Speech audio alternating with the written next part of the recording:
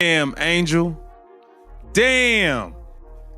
Jag the game at the free throw line, man. It's a lot of controversy going on in Chicago. The Sky fans are blaming Tyler Marsh for Angel Reese losing the game at the free throw line and ruining the Chicago Sky's chances of really cutting the lead down to 1 and giving themselves a chance to keep playing and try to get an upset in Phoenix. Angel played a hell of a game, 15 points, 20 rebounds. We cannot poop. Angel Reese didn't just have a bad night. She created a moment that instantly went viral for all the wrong reasons. 1 second, the ball was in her hands with the game on the line, and the crowd was buzzing like something historic was about to happen. The next second, it was chaos. Fans weren't celebrating. They were covering their faces, coaches were getting blamed, and social media was cooking up theories faster than highlight clips could upload. What should have been a clutch performance turned into a blooper reel, and the fallout only got messier from there. Angel Reese is at the bottom of the pick and roll shot attempts list, and it kind of makes sense if you really watch. So on her first game back from injury, somebody interviewed her and asked her, what do you think about Uzan joining the team? Has that changed things? And she said, hopefully I'll get more pick and roll touches. Unfortunately, that just hasn't happened. And it's more so, in my opinion, that she's just not getting that play called for her. It's not something that the team is running. Pick and rolls for Angel is not happening. So there is a list. My guy Trendy put it out. I know a lot of people, Trendy is controversial, but Trendy does, you look at his stats, when he posts stats, they'll be right. And so he put out a list of the top pick and roll shot attempts for front court players, and Angel wasn't even anywhere. When Reese caught the ball, the stage was set. This was supposed to be her moment, the chance to silence doubters, prove she could own the spotlight, and drag her team across the finish line. Instead, what unfolded was the opposite. No highlight, no clutch bucket, no confidence. Just a breakdown that felt so surreal fans were double-checking the scoreboard to make sure this wasn't some prank skit. It was the kind of meltdown that left the entire arena stunned, unsure if they'd just witnessed a professional athlete crumble or a parody of one. Choke the game away at the free throw line, and the fans are blaming Tyler Marsh. We got all the Sky fans crashing out. They crashing out blaming the coach because Angel Reese missed a free throw at the end of a game. Let's take a look at what's going on. We have Chicago Sky fans blaming Tyler Marsh. Courtside fans who paid top dollar didn't even want to look. Some turned away, some threw their hands up, and others just shook their heads. This wasn't a routine miss. It was a collapse in real time, like forgetting your keys, burning dinner, and leaving the oven on all at once. Every gasp in the crowd told the same story. Their star had folded under pressure, and in that moment, the silence said more than any box score ever could. Angel Reese has made her triumphant return from a back injury. That's right, a back injury. Yeah, absolutely, that she had suffered at some point that we don't exactly know at what point she suffered said back injury. Well, it didn't take long for the Chicago Sky as an organization to get back to what it is they do best, which is the diabolical celebration of Angel Reese's double-doubles in law. Of course, fans didn't just stop at disappointment. The investigations began immediately. If a star fails, someone else has to take the fall, right? Enter the coach. Within minutes, people online were dragging rotations, second-guessing play calls, and swearing the staff never unlocked Reese's full potential. Forget the fact that she had the ball and the opportunities. No, according to her supporters, this wasn't her fault. It was sabotage from the bench. Angel only leading Natasha is wild. So let's look at the list. And I know some people might say, well, Angel was injured for a good portion of the season. So was some people on this list. Who was injured? Fee missed 3 weeks, almost a month time. Miller was gone playing in Eurobasket. Shakira missed a lot of time. Dominique does not play that much. I mean, she's playing more now, but during the beginning of the season, who else is on this list that missed some time? E. Will was on this list. That is shocking. So we get pick and rolls for E. Will, and we get pick and rolls for Camilla, but Angel is, again, second to worst. From there, the takes only got wilder. Threads and memes started flying, painting the coaching staff as villains who set Reese up to fail. Fans acted like someone had tied her shoelaces together before the final possession. One game, one collapse, and suddenly she wasn't the face of the future. She was a victim of poor play design. The excuses piled up so quickly, it felt less like a basketball debate and more like a government conspiracy unraveling live on Twitter. Today I saw a statistic, this would have been prior to this loss, that there were something like 15 and 31 when she gets a double-double. You over 15 games under 500 when she gets a double-double. Y'all out here celebrating this? I'd be embarrassed as a mother bleeper. I'd be embarrassed as hell. And of course, Angel Reese last night, she was deep in her bag. Woo-wee! I mean, brought a backpack with her. Put it down, started reaching in it, and pulling out the whiffs. Let me tell you, yikes. And this is where the comparisons become impossible to ignore. Because while Angel Reese is fumbling away crucial moments, Caitlin Clark is rewriting history in real time. Clark's deep threes don't just light up highlight reels. They sell out arenas, break ticket records, and pull ESPN ratings out of the basement. Her impact is measurable, visible, undeniable. Reese's biggest viral moment? A crunch time collapse. And when you put those side by side, the contrast couldn't be louder. All right, man, what's good, everybody? It's your boy Showtime. Y'all already know what time it is. So, man, let's have a conversation, bro. Man, I want to say, what the hell is going on with the Chicago Sky?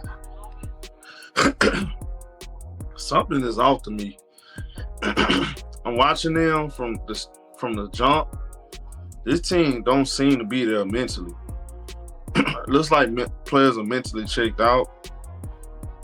Now, shout out to Angel. I want to say this. Angel, for the most part of this game, she went out there and competed. Seemed like she was the only one that really showed up. That's when fans reached for their next defense: numbers. Suddenly, wild claims about WNBA viewership started flooding timelines. According to Reese's most loyal supporters, the league was now bigger than the NFL, the Grammys, and maybe even Taylor Swift's entire tour. But the truth was obvious. Those record-breaking numbers were inflated, mixing highlight scrolls and Instagram clips with TV ratings. Meanwhile, Clark didn't need spin. Her numbers were real, her demand undeniable. Teams were literally moving games into bigger arenas just to handle the crowd. Chicago Sky just got defeated by a pretty boring game too, okay? Even though Angel Reese went off, okay, like she usually does. You know, she got her double-double. She got 20 points, 10 rebounds, I believe.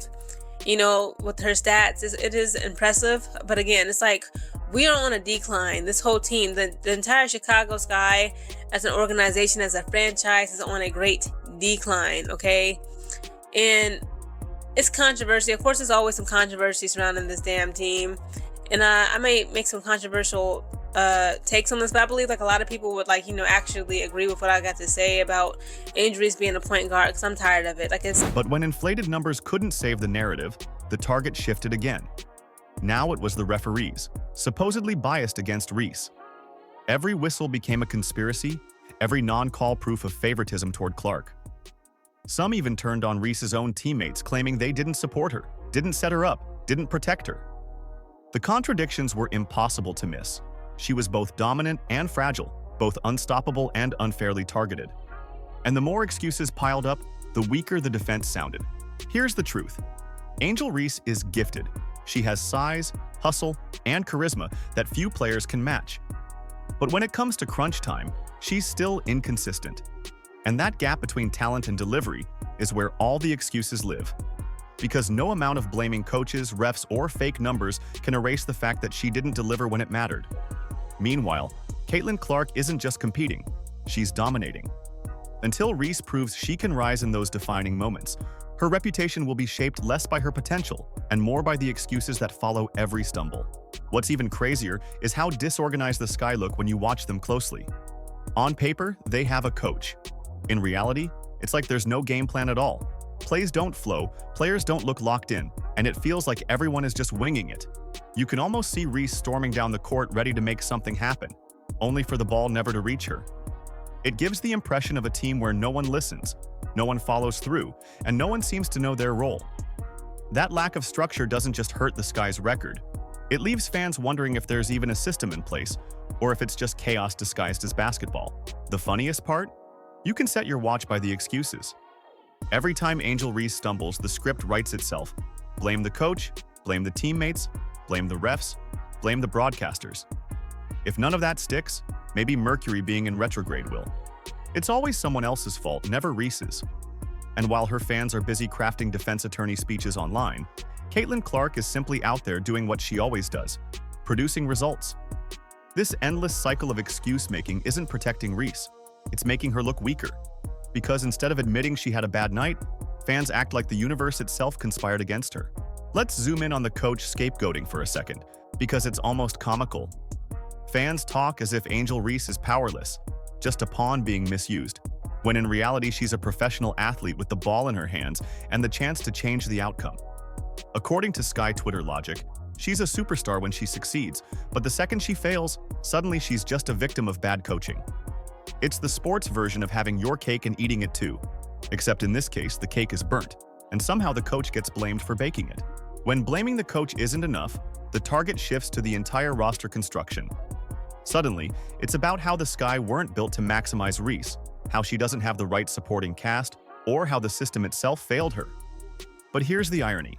Caitlin Clark didn't walk into a ready-made powerhouse either. She inherited a struggling franchise and carried them from day one.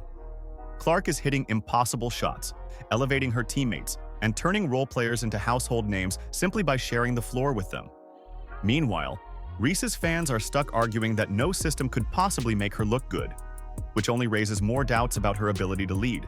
To be fair, Angel Reese isn't a bad player. She's not a fraud, she's not a scrub, and she's not pretending to be a star when she isn't. She's good. She has the tools, the size, the hustle, the rebounding, and the charisma. And there are flashes of brilliance, like her performance against the New York Liberty, where she looked every bit like the player Chicago fans hoped she would be. But here's the problem. The endless excuses drown out those good moments. Instead of letting her performance speak for itself, fans pile on spin and conspiracy theories that make her look like she can't handle criticism. The protection bubble doesn't make her stronger. It makes her look fragile. And then we get to the inflated viewership saga, which could be its own comedy special.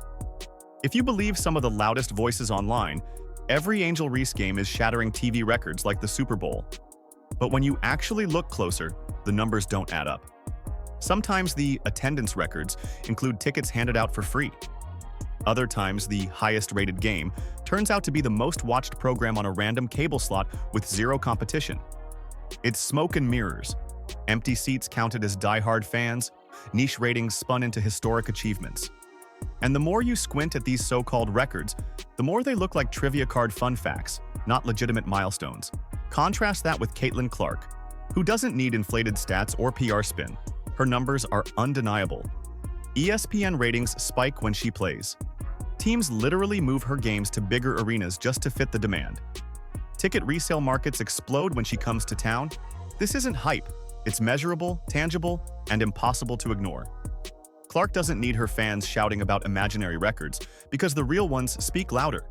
She's not just meeting expectations, she's blowing past them, creating a ripple effect that lifts the entire league. Of course, once the fake numbers collapse under scrutiny, fans pivot again. Suddenly, the problem isn't performance or ratings, it's bias. The refs are biased. The broadcasters are biased. The media is biased. Apparently, the entire basketball world has conspired to make Angel Reese look bad. But here's the obvious truth. Nobody forced her to miss shots in crunch time. Nobody told her to fumble possessions. Those mistakes were on her.